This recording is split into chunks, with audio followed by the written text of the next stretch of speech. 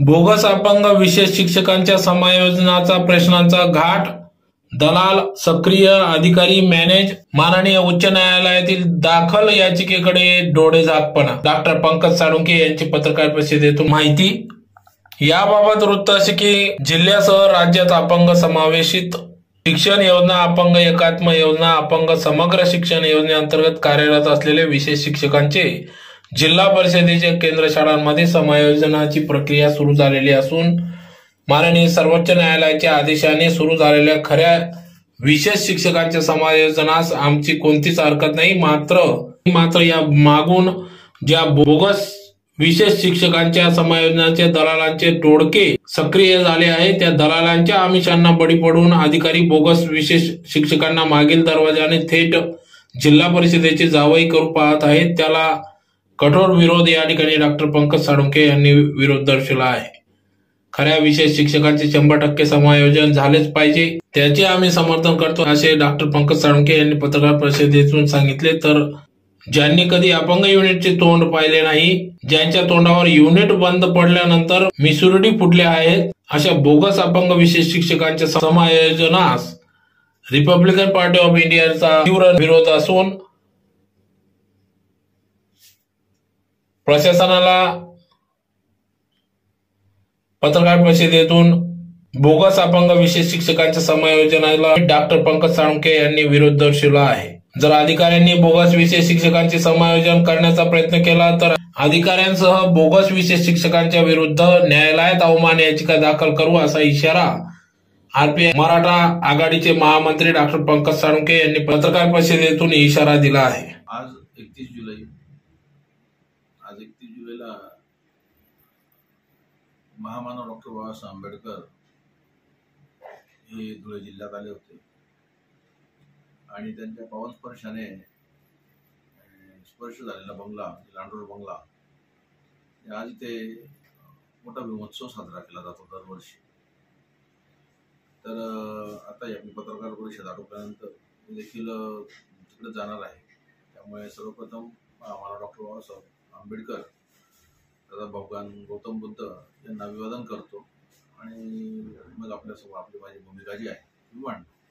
दिनांक 11/6/2025 रोजी महाराष्ट्र राज्य शासनाने एक GR प्रसिद्ध केला आणि त्या GR मध्ये केंद्र शासन पुरस्कृत अपंग एकात्म अपंग समावेशित समग्र शिक्षा अभियान योजनेअंतर्गत कार्यरत असलेल्या विशेष शिक्षकांच्या समायोजनासंदर्भातले आदेश पारित करण्याचे मुख्य कार्यकारी अधिकारी जे आहेत संपूर्ण महाराष्ट्र राज्यातले, या सगळ्यातल्या मुख्य कार्यकारी अधिकाऱ्यांना ते आदेश निर्गमित केले की तुम्ही यांच्या समायोजनाची प्रोसेस जी आहे ती प्रोसेस तुम्ही करा.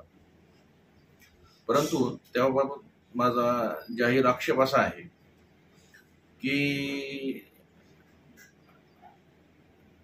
जो निकाल लागलेला आहे, ज्या निकालाचा आधारे याने महाराष्ट्र शासनाने जो संदर्भ घेतलेला आहे मान्य सर्वोच्च न्यायालयाचा निकाल, तर मान्य सर्वोच्च न्यायालयाचा निकालासंदर्भात आपण जर बघायला गेलं तर मान्य सर्वोच्च न्यायालयाने फक्त अपंग एकात्म शिक्षण योजनेसंदर्भात आपली भूमिका मांडलेली आहे.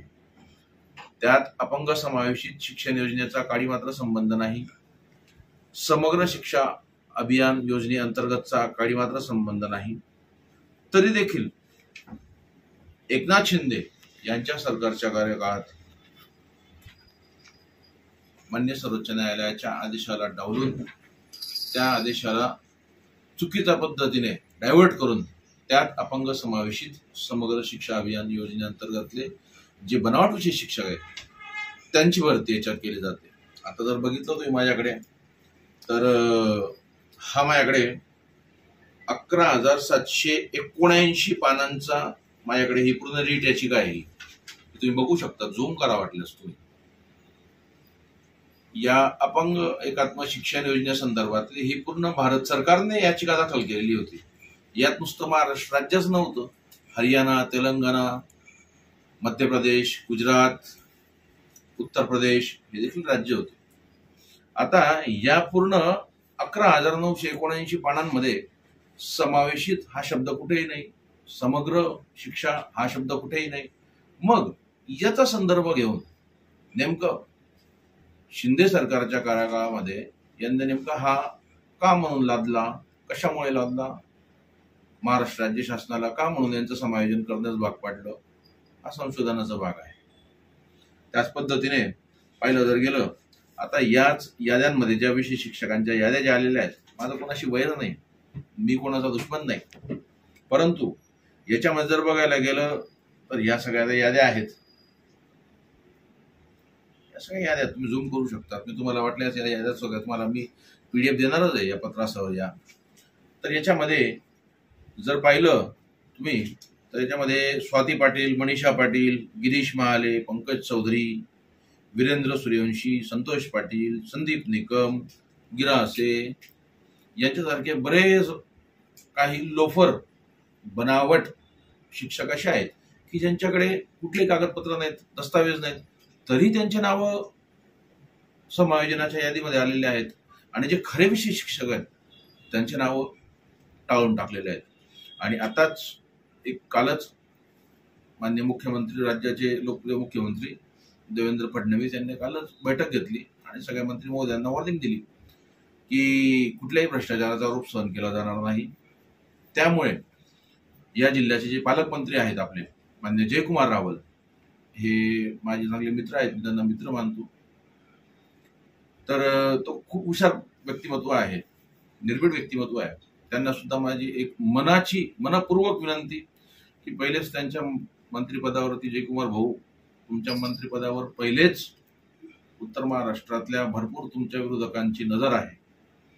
तुम्हाला मंत्रिपदावरून उतरण्यासाठी काही लोकांनी देव सुद्धा पाण्यात ठेवलेले आहेत, परंतु तुम्ही खूप चांगले लोकप्रतिनिधी आहात. म्हणून तुम्हाला एक सल्ला असा असेल की तुम्ही या अपंग युनिटच्या भानगडीत पडू नका.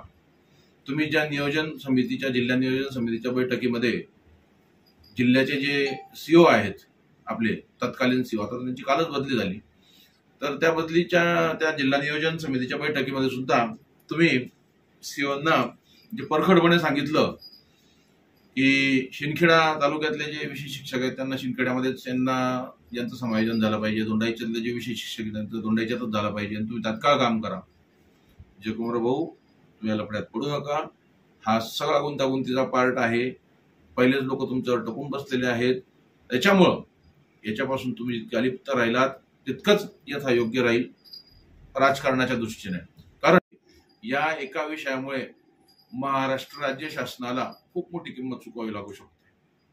हे माझं मी जाहीरपणे खूप जबाबदारीने बोलतोय. हे वाक्य खूप मोठी किंमत चुकवू शकते. कारण की याच्यामध्ये सुप्रीम कोर्टाचे जे आदेश आहेत, सुप्रीम कोर्टाचे ते आदेश डावलून चक्क बनावट विषय शिक्षकांची भरती कुठल्या अँगलने. मग याच्यामध्ये जे 20% अनुदानावरती काम करणारे लोक आहेत, 40% अनुदानावरती काम करणारे लोक आहेत, 60% अनुदानावर काम करतात, त्या लोकांनी कुठं जावं. या समायोजनाच्या प्रोसेसमध्ये इयत्ता 7वी पास, 8वी पास, 10वी पास हे शिक्षकांची भरती केली जाते. मग हे सारे शिक्षकांनी कुठं जावं, कुठं. त्यामुळे माझं प्रशासनाला मी पत्र दिलेलं आहे आणि प्रशासनाला पत्र देऊन मी मागणी केलेली आहे, या सगळ्या विषय शिक्षक जे आहेत ना, ज्यांचे याद्या आलेल्या आहेत, या सगळ्या विशेष शिक्षकांची चौकशी ही करण्यात यावी. चौकशीमध्ये रिपब्लिकन पक्षाला सामावून घेऊनच यांची सगळ्यांची चौकशी करण्यात यावी. कारण या सगळ्यांचे सबळ पुरावे हे जितके रिपब्लिकन पक्षाकडे आहेत तितके शासनाकडे सुद्धा नाहीत. त्याच पद्धतीने मी माननीय उच्च न्यायालय औरंगाबाद खंडपीठात एक या संदर्भात याचिका फाईल केलेली आहे आणि त्या याचिकेचा नंबर सुद्धा मी तुम्हाला जाहीरपणाने सांगतो. 63/34/2024 या याचिकेचा नंबर आहे. तर तुम्ही या याचिकेचा सुद्धा संदर्भ बघून मी त्यात सगळी काही मागणी केलेलीच आहे. तर माझी मागणी एवढीच आहे की याच्यामध्ये शांताराम गोटुबे सारखा हा सुद्धा याच्यात विषय शिक्षक आहे. तो तर त्याला शालेय शिक्षण विभागाने धुळे जिल्ह्याने जरा जावईच बनवून टाकलेला आहे शासनाचा. काय त्याच्यावरती इतकं उथळ प्रेम आहे ते समजायला मार्ग नाही.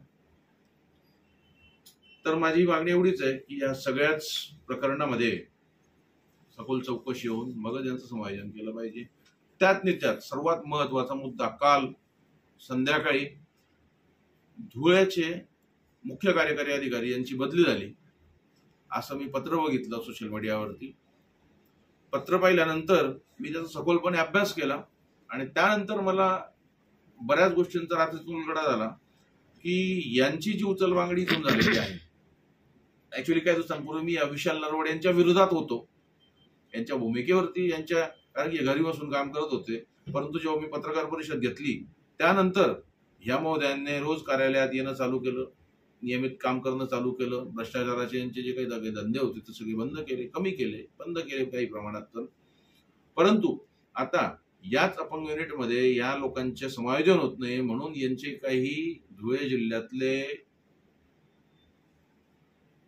मोरके हे मंत्रालयात जाऊन बसलेले होते आणि त्यांनी कदाचित या विशाल नरवडेची बदली केली असावी, हा माझा जाहीर आरोप आहे. त्यामुळं या सगळ्या प्रकरणाची निपक्ष चौकशी व्हायला हवी आणि मगच यांचं समायोजन करण्यात यावं.